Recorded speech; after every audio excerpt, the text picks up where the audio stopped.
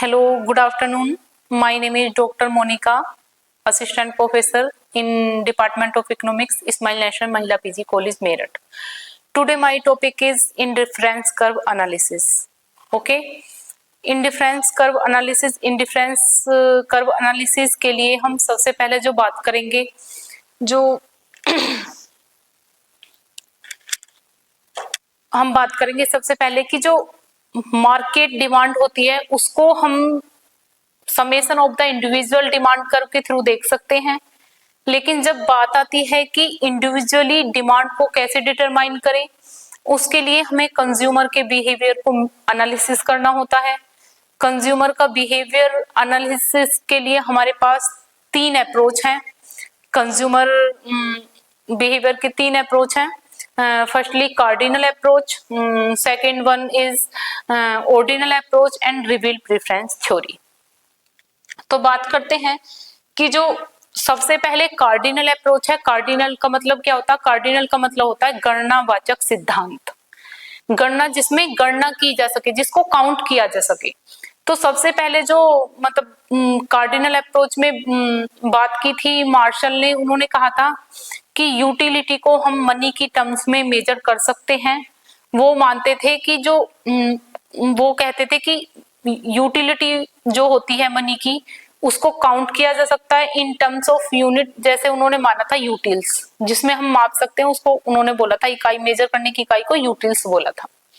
वो कहते थे जो मनी की यूटिलिटी होती है वो कांस्टेंट यूटिलिटी ऑफ मनी।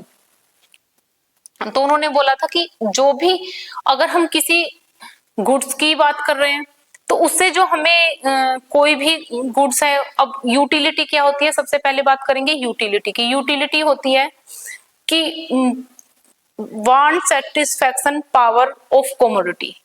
किसी भी कमोडिटी की वो क्षमता जो वांट्स को सेटिस्फाई करे, दैट इज यूटिलिटी। तो बात करते हैं कि कार्डिनल की जो कार्डिनल अप्रोच है, cardinal approach, Marshall developed the cardinal approach of measuring utility in terms of money and suggested that utility can be measured in monetary units by amount of money the consumer is willing to sacrifice for another unit of commodity, while the other suggested the measures of utility is subjective thing।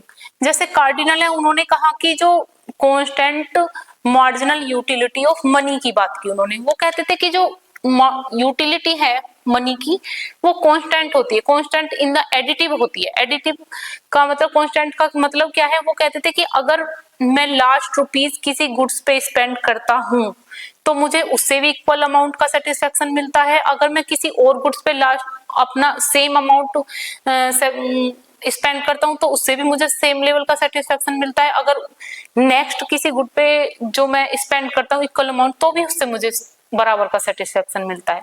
तो वो कहते थे कि money की terms में हम utility को major कर सकते हैं जिससे मुझे इक्वल सेटिस्फेक्शन मिलता है। लेकिन जो आगे इकोनॉमिस्ट्स आए, उन्होंने कहा, ऑर्डिनल अप्रोच की बात करते हैं, उन्होंने कहा कि utility can not be measure in terms of money. Utility को हम मेजर नहीं कर सकते ना यूटिल्स में या इस तरह से। उन्होंने कहा only can give rank and preference of the उन्होंने कहा कि जो हम खाली रैंक और प्रीफरेंस दे सकते हैं, जो भी हमारी यूटिलिटी है उसको हम, किसी भी गुड से मिलने वाली यूटिलिटी को हम रैंक और प्रीफरेंस दे सकते हैं। उन्होंने सब्जेक्टिव थिंग का क्या मतलब होता है? वो कहते हैं सब्जेक्टिव थिंग का मतलब है कि मेरे लिए किसी गुड्स की यूटिलिटी अलग है, हो सकता है दूसरे पर्सन के लिए उसकी यूटिलिटी अलग है और तीसरे पर्सन के लिए उसकी यूटिलिटी अलग है। हो सकता है एग्जांपल के लिए जैसे ऑरेंज और बनाना, मैं कहती हूँ कि मुझे ऑरेंज बहुत पसंद है, हो सकता है दूसरे इंसान को कंपैरेटिवली बनाना बहुत पसंद हो। तो ये डिपेंड करता है पर्सन टू पर्सन की यूटिलिटी डिफरेंट होती है, मतलब प्रत्येक पर्सन के लिए डिपेंड करता है टाइम पे भी, अकॉर्डिंग टू टाइम। तो उन्होंने कहा कि जो ऑर्डिनल अप्रोच थी, उन्होंने कहा यूटिलिटी इज सब्जेक्टिव थिंग। बात करते हैं ऑर्डिनल स्कूल इंडिफरेंस कर, postulate that utility is not measurable but is an ordinal magnitude. ठीक है, इसको हम क्रमवाचक देख सकते हैं या प्रीफरेंस दे सकते हैं, रैंक दे सकते हैं, first, second, third, according to choice It was enough for him consumer to be able to rank the various basket of goods according to the satisfaction that each bundle gives us. Next बात करेंगे हम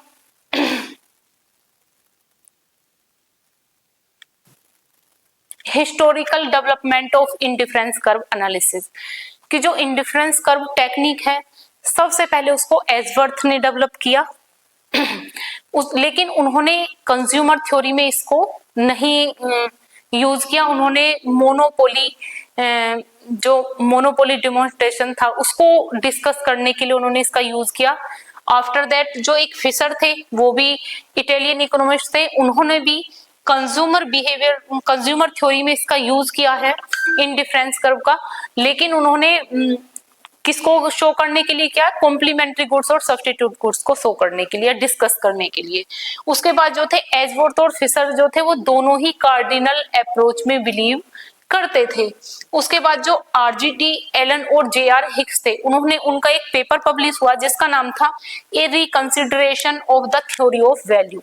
उन्होंने उसमें consumer theory में इसको IC curve का analysis किया IC curve के थ्रू एनालिसिस किया और उसमें बाद में हिक्स ने रिप्रोड्यूस किया indifference curve theory of consumer demand in his book जिसका नाम था value and capital. After that Hicks and Allen ने प्राइस इफेक्ट को भी इनकम इफेक्ट और सब्स्टिट्यूशन इफेक्ट में भी आईसी कर्व के थ्रू इसका एनालिसिस किया है। अब बात आती है इंडिफरेंस कर्व एनालिसिस। देखिए जब हम कोई मॉडल बनाते हैं या कोई थ्योरी डेवलप करते हैं तो उसकी कुछ अजम्पशंस होती हैं जिनको हम मानकर चलते हैं या किसी अजम्पशंस को मानकर किसी मॉडल को बनाते हैं। ऐसे ही जब इंडिफरेंस कर्व थ्योरी को उन्होंने बनाया तो कुछ अजम्पशंस को लिया कि इन अजम्पशंस के बेस पे ये मॉडल बनेगा। तो उन्होंने सबसे पहले जो अजम्पशन थी इंडिफरेंस कर्व थ्योरी की, उन्होंने माना था कि रेशनैलिटी क्या है, उन्होंने कहा था कंज्यूमर इज रेशनल, कि जो कंज्यूमर है वो क्या है, रेशनल है। रेशनल का मतलब होता है कि वो अपने गिवन प्राइस से जो गुड्स हैं, प्राइस जो गुड्स के प्राइस हैं वो गिवन है, बजट गिवन है, उनके द्वारा दिए गए प्राइस, गुड्स के प्राइस और बजट, गिवन बजट से वो अपने सेटिस्फेक्शन को या अपनी यूटिलिटी को मैक्सिमाइज करेगा। ये उसका रेशनल बिहेवियर है। वो उस पॉइंट तक जाना चाहता है जहां तक उसे मैक्सिमम अटेन कर सकता है, जहां यूटिलिटी को वो मैक्सिमम अटेन करेगा। तो दैट इज रेशनल बिहेवियर। तो कंज्यूमर को वो रेशनल बिहेवियर मानते हैं। फिर उसके बाद आता है कि given his income and market prices the various commodities he plans the spending of his income so as to attain the highest possible satisfaction of utility. After that इसे बोलते हैं axiom of utility maximization। इसके बाद आती है कि जो हमारा traditional theory it is assumed the consumer has full knowledge। और हाँ, हम ये भी मानकर चलते हैं कि जो कंज्यूमर है उसको मार्केट की फुल नॉलेज है, एसिमेट्रिक इंफॉर्मेशन नहीं है। कंज्यूमर को जो मार्केट में नॉलेज है वो कंज्यूमर को भी पूरी तरह से, जो उनके पास इंफॉर्मेशन है वो कंज्यूमर के पास भी है। तो आगे हम बात करेंगे नेक्स्ट पॉइंट में। नेक्स्ट अजम्पशन है utility is ordinal. Okay, sorry, rationality, then utility is ordinal.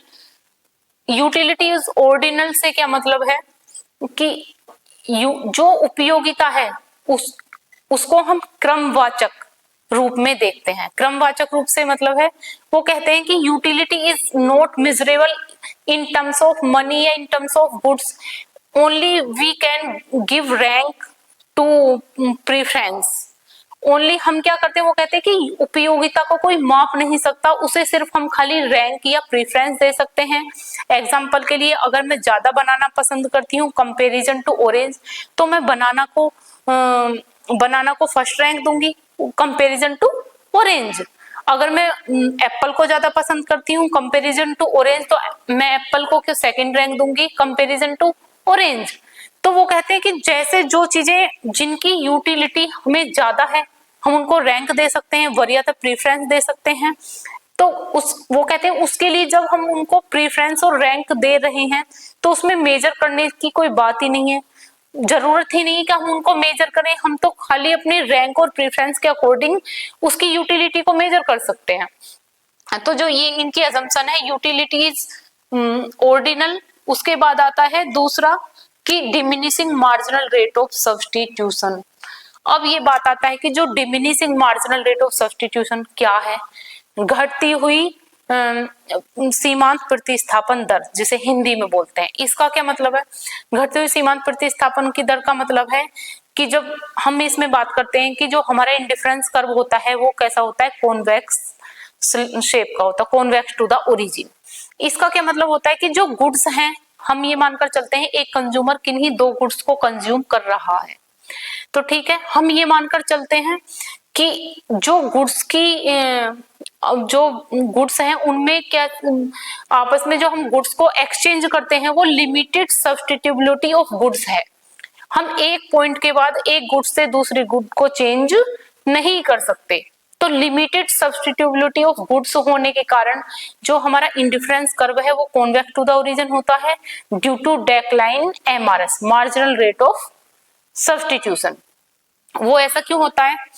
वो इसलिए होता है कि जब हम किसी गुड्स को कंज्यूम करते जाते हैं, शुरू में तो हमें वो बहुत अच्छी लगती है, लेकिन जैसे ही हम उसका कंजम्पशन इंक्रीज करते हैं, उसकी उपयोगिता धीरे धीरे हमारे लिए जैसे दूसरी गुड्स की होती है उसी के कंपैरिजन में होने लगती है, और हम एक को एक्स्ट्रा बढ़ाने के लिए दूसरे को कम सेक्रीफाइस करना पसंद करते हैं, फिर जब हम उसके कमोडिटी को ज्यादा कंज्यूम कर लेते हैं। तो इसलिए जो हमारा diminishing marginal rate of substitution है उसका कारण ये है कि गुड्स की परफेक्ट सब्स्टिट्यूशन नहीं होता, ओनली लिमिटेड सब्स्टिट्यूबिलिटी होती है गुड्स के बीच में, इसलिए diminishing marginal rate of substitution होता है। नेक्स्ट है कि जो अजम्पशन है, total utility of the consumer depends on the quantities of the commodity consumed. कि हमने अभी बात कर रहे थे, जो कार्डिनल अप्रोच है वो क्या मानती है कि यूटिलिटी इज एडिटिव, कि डिफरेंट गुड्स की यूटिलिटी अगर हमने 1 रुपए से a same amount of quantity purchase किया उसको हम मेजर कर सकते हैं, उससे भी हमें सेम सेटिस्फेक्शन मिलता है। और अगर हमने दूसरे सेम अमाउंट ऑफ रुपीज से हमने दूसरी गुड्स को परचेज किया है तो उससे भी हमें सेम अमाउंट ऑफ सेटिस्फेक्शन मिलेगा।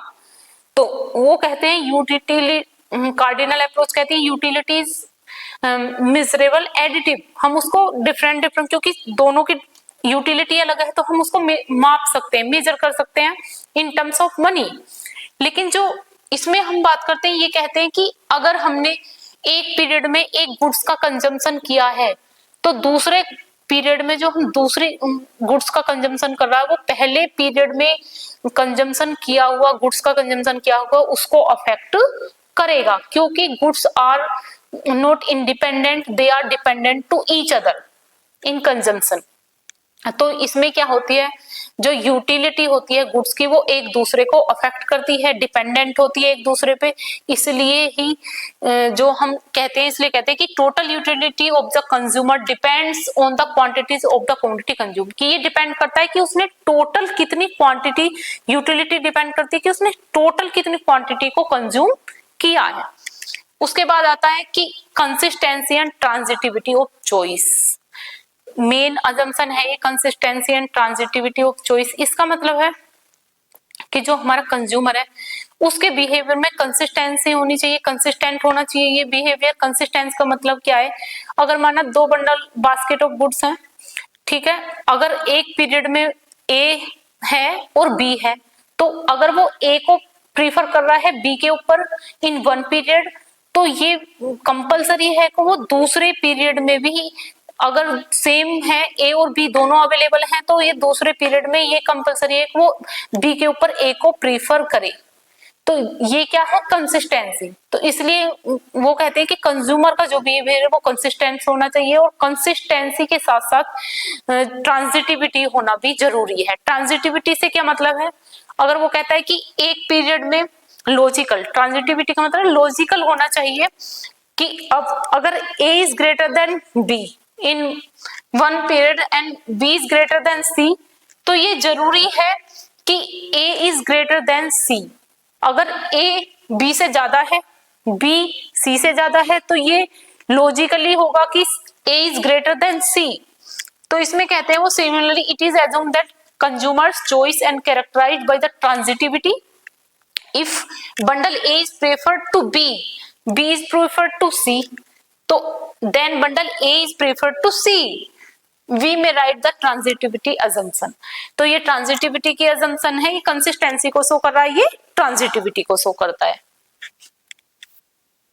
अब बात आती है इक्विलिब्रियम ऑफ द कंज्यूमर, कि जब हम इंडिफरेंस कर्व की बात करते हैं तो कंज्यूमर, हम क्या पढ़ रहे हैं इंडिफरेंस कर्व थ्योरी में, कंज्यूमर बिहेवियर को एनालिसिस कर रहे हैं. तो जब हम इंडिफरेंस कर्व के थ्रू हम क्या दिखाते हैं, इंडिफरेंस कर्व के थ्रू हम दिखाते हैं कि अगर कोई कंज्यूमर, हम ये मानकर चलते हैं, अभी हमने अजम्पशन को रेड किया, हम ये मानकर चलते हैं एक कंज्यूमर किन्हीं दो गुड्स को कंज्यूम कर रहा है, तो इंडिफरेंस कर्व क्या दिखाता है हमें. जब इक्विलिब्रियम की बात करेंगे तो पहले हम इंडिफरेंस कर्व को जानेंगे कि इंडिफरेंस कर्व क्या है, फिर इंडिफरेंस मैप को जानेंगे और उसमें जो एमआरएस है उसको जानेंगे. तो सबसे पहले बात करते हैं कि what is the indifference curve. Indifference curve is the locus of all possible combination of two goods which gives the same level of satisfaction to the consumer at a point of time.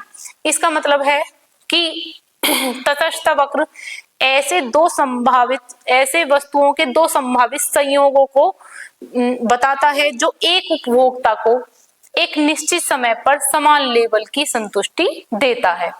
क्या बताता है मन जब हम indifference curve बनाते हैं, show indifference curve like, जैसे indifference curve है, ये क्या दिखाता है, एक वाई एक्सिस पे हमने वाई गुड को ले लिया, एक्स एक्सिस पे हमने लिया, माना एक गुड को ले लिया, वाई एक्सिस पे वाई गुड को ले लिया.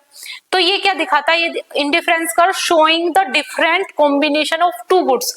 इसका हर एक पॉइंट डिफरेंट कॉम्बिनेशन को दिखाता है, एक इसके एवरी पॉइंट पे एक कॉम्बिनेशन होता है गुड्स का, which showing the all possible combination of two goods, जो संभावित संयोग गुड्स के बन सकते हैं उनको दिखाता है कि जो एक उपभोक्ता को एक निश्चित समय पर समान लेवल की संतुष्टि देते हैं. माना कि हम यहाँ एक्स एक्सिस पे कोई मान लेते हैं, सॉरी वाई एक्सिस पे, कि यहाँ पे हम इसकी 5 क्वांटिटी कंज्यूम कर रहे हैं, इसकी 1 कर रहे हैं.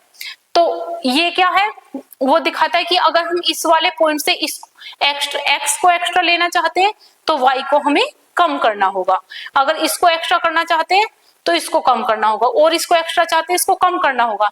लेकिन कहां तक एक ये कॉन्वेक्स होने का मतलब है, कभी भी एक्स एक्सिस और वाई एक्सिस को टच नहीं करेगा. इसका मतलब है कि गुड्स के बीच में लिमिटेड सब्स्टिट्यूबिलिटी है, जहां तक उनके कॉम्बिनेशन बनते हैं वहां तक इसमें सब्स्टिट्यूट होंगी गुड्स आपस में, परफेक्ट सब्स्टिट्यूबिलिटी नहीं है. इसलिए जो हमारा इंडिफरेंस कर्व होता है कॉन्वेक्स टू द ओरिजिन होता है.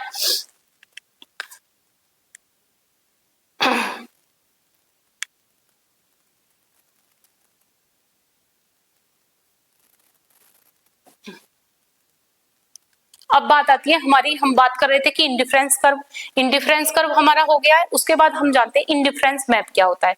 अभी हमने जाना जो इंडिफरेंस कर्व है वो हमें शोइंग दिखता है different combination of goods which give the same level satisfaction to the consumer at a point of time. तो उसके बाद बात आती है इंडिफरेंस मैप, कि इंडिफरेंस मैप क्या होता है. इंडिफरेंस मैप जो है showing the different combination of goods which gives the different level of satisfaction to the consumer. जैसे अब हम इंडिफरेंस मैप की बात करते हैं, ये हम लाइक कह सकते हैं कि इंडिफरेंस 1 IC1 IC2 IC3 हमने मान लिया, ये इंडिफरेंस मैप है एक तरह से. तो इंडिफरेंस मैप में हमने इसको मान लिया, तो इसमें क्या दिखा सकते हैं, देखो ये क्या है, ये मोर कॉम्बिनेशन ऑफ गुड्स से बना है. अगर हम इसको देखें, इधर गुड्स लें यहाँ तक और इसका कॉम्बिनेशन ले, तो इधर एक्स एक्सिस एक्स गुड्स लें, इधर वाई लें, तो इनके ये ज्यादा शो कर रहा है, ज्यादा कॉम्बिनेशन ऑफ गुड्स को शो कर रहा है. अगर हम इस वाले को देखेंगे इससे कम को कर रहा है, इसको देखेंगे इससे कम कॉम्बिनेशन को शो कर रहा है. तो इसका मतलब क्या है कि जितना इंडिफरेंस कर्व हमारा हायर होगा उतने ही ज्यादा कॉम्बिनेशन को शो करेगा, और वो ज्यादा यूटिलिटी भी कंज्यूमर को देगा. तो इंडिफरेंस मैप में हम डिफरेंट बहुत सारे इंडिफरेंस कर्व को शो करते हैं जो डिफरेंट यूटिलिटी को बताते हैं. अब बात आती है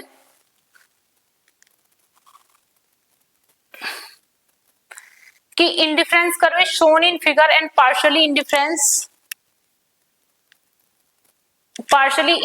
map is depicted in, it is assume that commodity y and x can substitute one another to a certain extent। जो मैंने अभी बात बताई थी कि जो इंडिफरेंस कर्व है वो क्या दिखाता है कि गुड्स की सब्स्टिट्यूशन दिखाता है, लेकिन एक लिमिटेड, इसलिए ही वो कॉन्वेक्स टू द ओरिजिन होता है। फिर उसके बाद बात करेंगे हम इसको कैसे लिख सकते हैं। आगे बात आती है इंडिफरेंस कर्व हो गया, इंडिफरेंस मैप हो गया, फिर बात करेंगे एमआरएस कि मार्जिनल रेट ऑफ सब्स्टिट्यूशन क्या होता है। देखिए जब हम इंडिफरेंस कर्व में दिखा रहे थे तो मैंने बताया था कि अगर हम एक्स एक्सिस पे हमने एक्स गुड को लिया था, वाई एक्सिस पे वाई गुड माना था हमने, तो हम अगर ये चाहते हैं कि एक एक्स्ट्रा माना, हम पहले वाई का ज्यादा कंज्यूम कर रहे था और एक्स की एक यूनिट कंज्यूम कर रहे हैं, तो एमआरएस क्या है, एमआरएस का मतलब होता है एमआरएस एक्स वाई में कि मार्जिनल रेट ऑफ सब्स्टिट्यूशन, सीमांत प्रतिस्थापन की दर, सीमा के अंत वाले की प्रतिस्थापन की दर, चेंज होने की दर क्या है कि अगर हम एक एक्स्ट्रा यूनिट एक्स को कंजम्पशन बढ़ाना चाहते हैं तो हमें वाई का कितना त्याग गिव अप करना होगा, that is called marginal rate of substitution, MRS X Y. तो इसको हम कैसे लिख सकते हैं, इसको हम लिख सकते हैं MRS X Y equal to MU marginal utility of X, और ये किसको शो करता है MRS X Y, marginal utility of X upon marginal utility of Y, कि हम ये किसके इक्वल है MRS X Y marginal utility of X and marginal utility of Y. या हम इसको अगर इसके केस में कहना चाहते हैं एमआरएस वाई एक्स, कि अगर हम वाई को एक्स्ट्रा कंज्यूम करना चाहते हैं तो एक्स के लिए क्या होगा, फिर हम इसको ऐसे लिखेंगे marginal utility of Y upon marginal utility of X. तो नेक्स्ट स्लाइड इज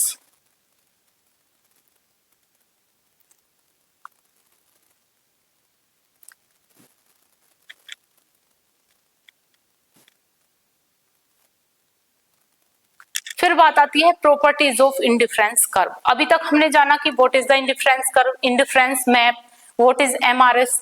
अब बात करते हैं कि जो इंडिफरेंस कर्व है उसकी क्या क्या प्रॉपर्टीज हैं।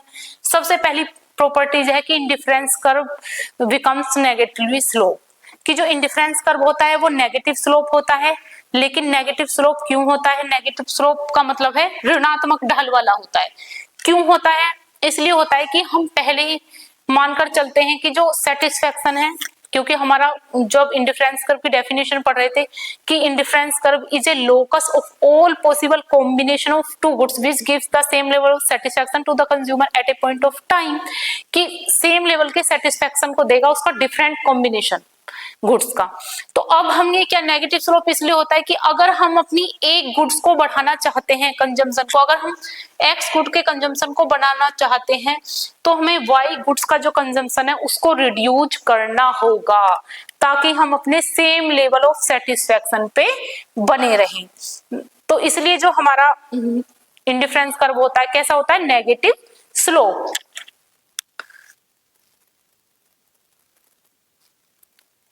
फिर उसके बाद आता है कि higher indifference curve gives the higher level of satisfaction, lower indifference curve the gives the lower level of satisfaction. इसका क्या मतलब है, आप पहले ही मैं आपको बता चुकी हूँ कि जो हम मानकर चलते हैं IC1, IC2, IC3, जो हायर इंडिफरेंस कर्व है gives the higher level of satisfaction, इससे मतलब है वो हायर लेवल ऑफ सेटिस्फेक्शन इसलिए देता है क्योंकि वो मोर कॉम्बिनेशन ऑफ गुड्स से बना होता है।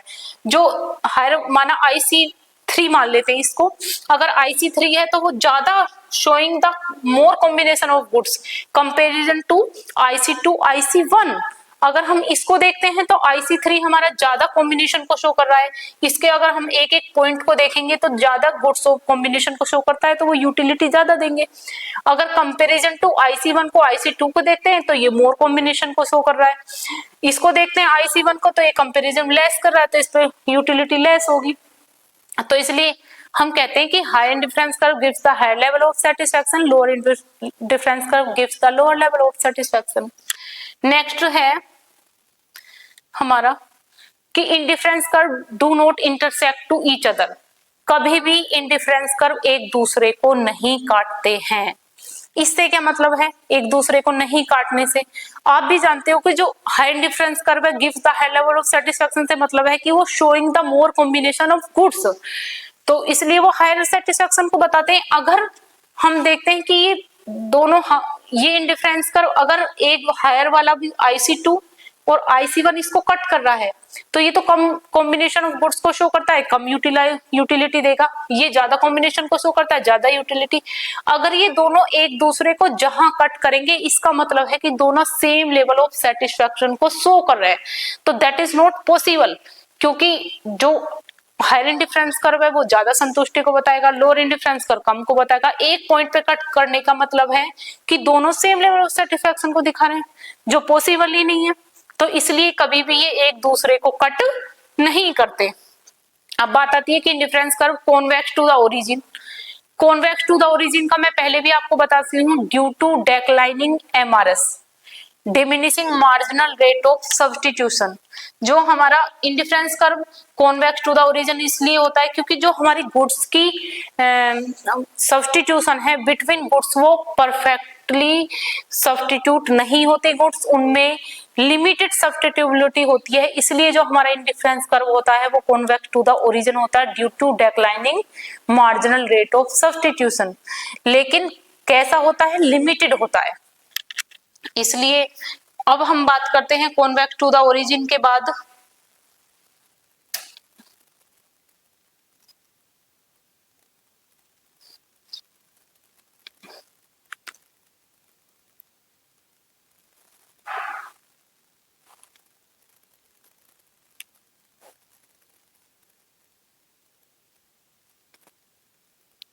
डिफरेंस टू द, उसको हम क्या कहते हैं? अभी हमने बताया कि जैसे indifference curve are convex to the origin, उसके बाद हम क्या है? पॉइंट ऑफ टेंजेंसी, क्योंकि लिमिटेड सब्स्टिट्यूबिलिटी होती है।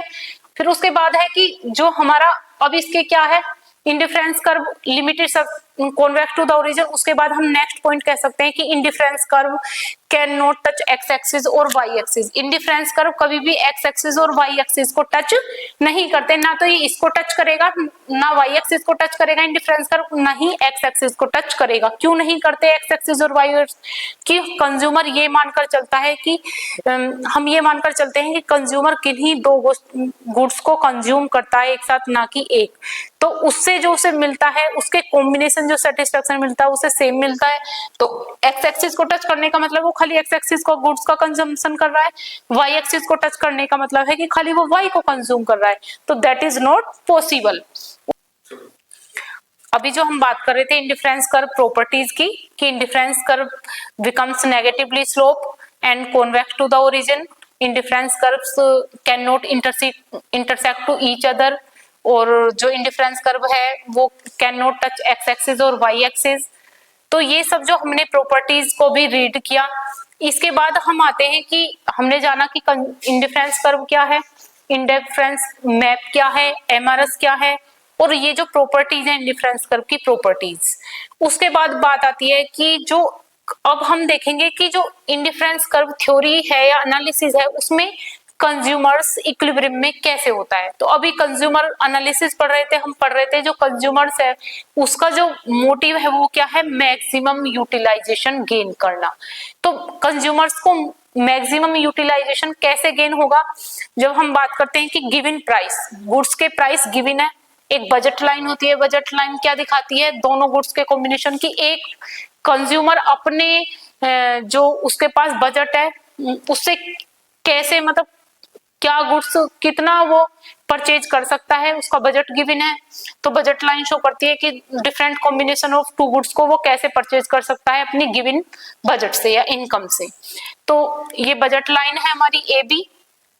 और जो हमारा इक्विलिब्रियम होता है कंज्यूमर का, वो क्या होता है? जो फर्स्ट ऑर्डर कंडीशन है इक्विलिब्रियम की, वो है कि जहां पे हमारा बजट लाइन की स्लोप ऑफ बजट लाइन और स्लोप ऑफ इंडिफरेंस कर्व दोनों टेंजेंट होने चाहिए, और टेंजेंट वहां पर होना चाहिए हाईएस्ट, बजट लाइन किसके टेंजेंट होनी चाहिए?